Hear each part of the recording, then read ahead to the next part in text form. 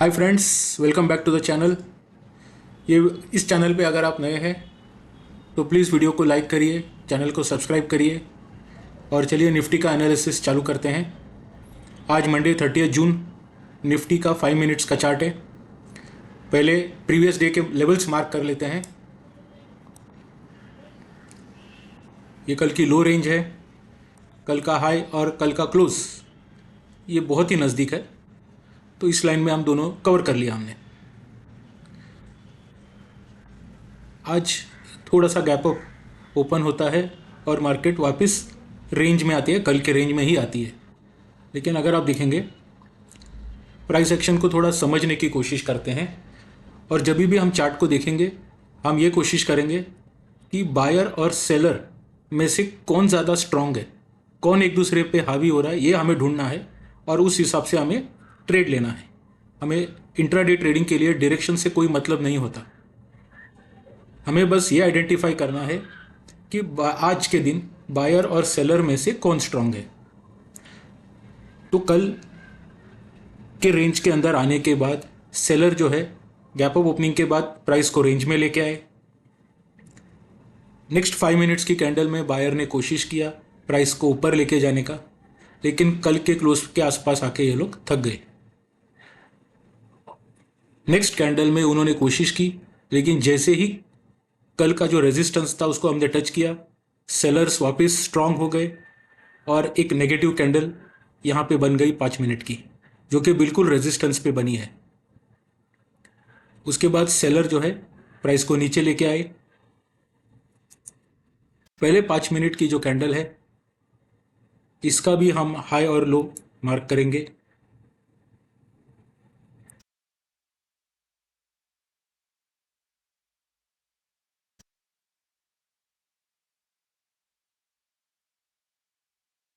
जैसे ही बायर और सेलर एक दूसरे के साथ यहाँ पे टसल कर रहे हैं, लगभग 9:35 के आसपास सेलर्स ने इस रेंज से नीचे क्लोजिंग दे दी। जो कल तक ये सपोर्ट था 25,603, उसको सपोर्ट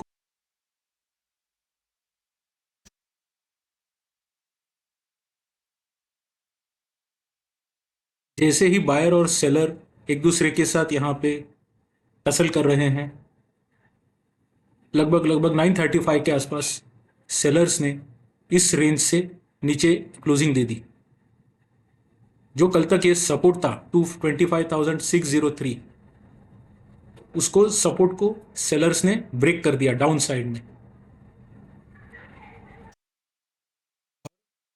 नेक्स्ट सपोर्ट जो अपने पास था वो है 25,535, जो यहाँ पे है।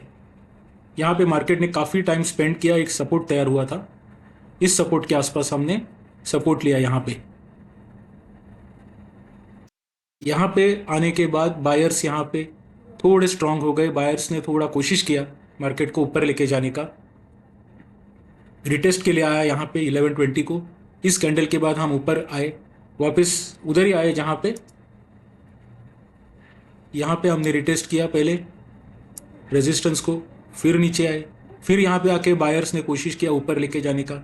जैसे ही रेजिस्टेंस पे यहाँ एक इनसाइड कैंडल बार बन गया और सेलर फिर मार्केट को नीचे लेके आए। नीचे लाते हुए उन्होंने इस सपोर्ट को भी 25,537 को भी ब्रेक करके और नीचे लेके आए। अगला सपोर्ट है अपने पास 25,480 पे, जो यहाँ पे है। इसी सपोर्ट को हमने यहाँ पे वापस सपोर्ट लिया और क्लोजिंग मिला अपने को 25,508 के आसपास।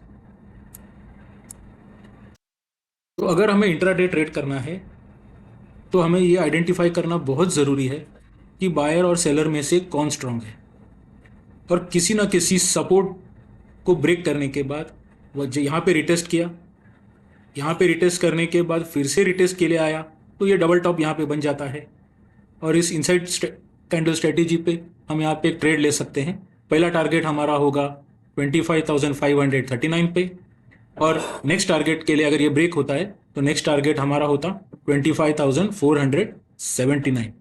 लेकिन यहाँ पे अगर ट्रेड लेना है तो हमें इसके कॉल और पुट चार्ट को भी स्टडी करना होगा।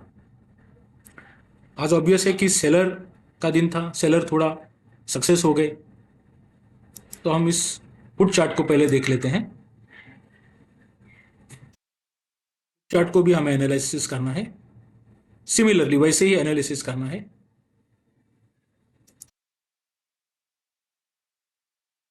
चार्ट का हम प्रीवियस डे का यहाँ पे लो मार्क करेंगे,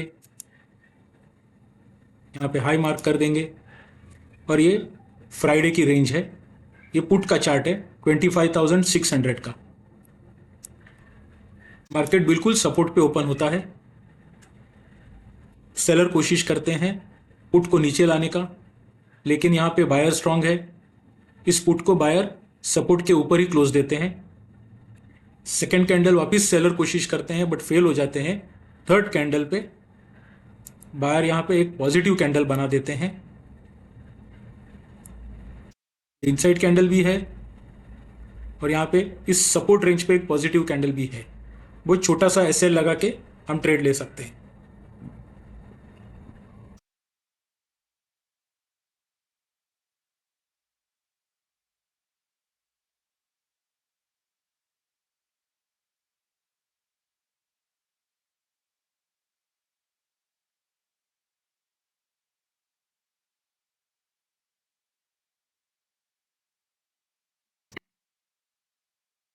इस सपोर्ट पे एक पॉजिटिव कैंडल बनी है, ये एक इनसाइड बार भी बना हुआ है।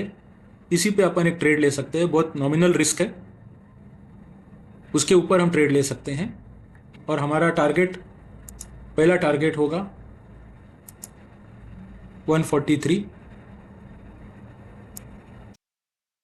वापिस अगर हम देखते हैं तो इस रेजिस्टेंस को हमने एक बार टेस्ट किया, दो बार टेस्ट किया, चार बार टेस्ट करने के बाद पांचवी बार हमने इसमें से ब्रेकआउट लिया। इस सपोर्ट पे एक पॉजिटिव कैंडल बनी है, ये एक इनसाइड बार भी बना हुआ है। इसी पे अपन एक ट्रेड ले सकते हैं, बहुत नॉमिनल रिस्क है, उसके ऊपर हम ट्रेड ले सकते हैं। और हमारा टारगेट, पहला टारगेट होगा 143। वापिस अगर हम देखते हैं तो इस रेजिस्टेंस को हमने एक बार टेस्ट किया, दो बार टेस्ट किया, चार बार टेस्ट करने के बाद पांचवी बार हमने इसमें से ब्रेकआउट लिया। इस ब्रेकआउट पे यहाँ पे और एक पॉजिटिव कैंडल बनी है, इनसाइड कैंडल भी बना हुआ है, इस पे और एक एंट्री ले सकते हैं। यहाँ से हमारा टारगेट होगा कल का हाई, यानी कि फ्राइडे का हाई, जो कि 200 के आसपास है। तो हमें निफ्टी का चार्ट भी एनालिसिस करना है और पुट का चार्ट भी एनालिसिस करते हुए ट्रेड लेना है, ब्लाइंडली ट्रेड नहीं ले सकते हम। अब हम देखते हैं सिमिलरली कॉल का चार्ट। तो अगर कॉल का चार्ट देखेंगे, कॉल का चार्ट पे भी हम वैसा ही करेंगे, प्रीवियस डे की रेंज मार्क करेंगे,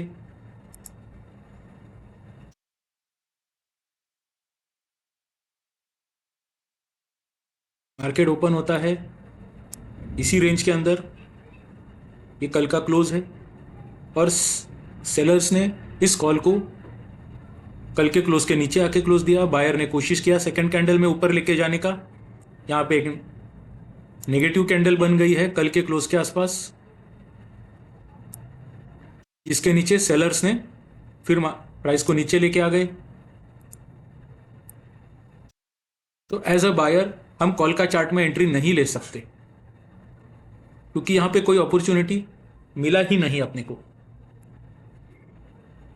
इस तरीके से हमको निफ्टी का चार्ट, कॉल और पुट तीनों अगर एक साथ कंपेयर करके एनालाइज करके ट्रेड लेंगे तो गलत ट्रेड लेने का सवाल ही पैदा नहीं होता, और हमें सही डायरेक्शन भी मिलेगी कि हम किस बेसिस पे रूल्स के साथ हमको ट्रेड लेना है।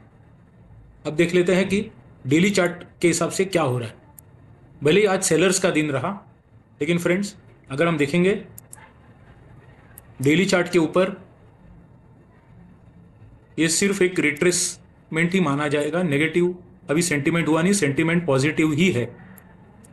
सॉरी, इसको ठीक से ड्रॉ कर लेते हैं।